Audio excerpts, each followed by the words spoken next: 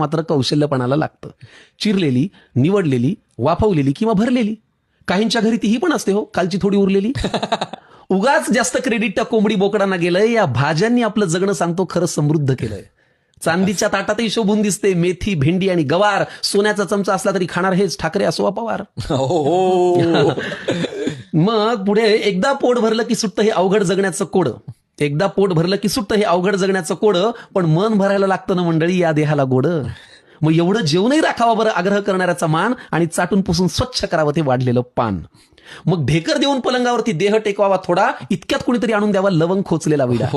हेच ते वैभव आहे ज्यासाठी सगळे कष्ट करतो, पण समोर आल्यावर मात्र न जेवता फक्त पोट भरतो. त्यामुळे हे रक्त पिणारं यंत्र तुमचं जरा बाजूला ठेवत जा, आणि पानावर जेव्हा बसाल ना मंडळी तेव्हा मन लावून जेवत जा. मग 5वर पंखा करून झोपण्याचं सुख असं सांगून थोडंच कळावं. आणि असंच वाढलेलं पान देवा रोज सगळ्यांना मिळावं. असंच वाढलेलं पान देवा.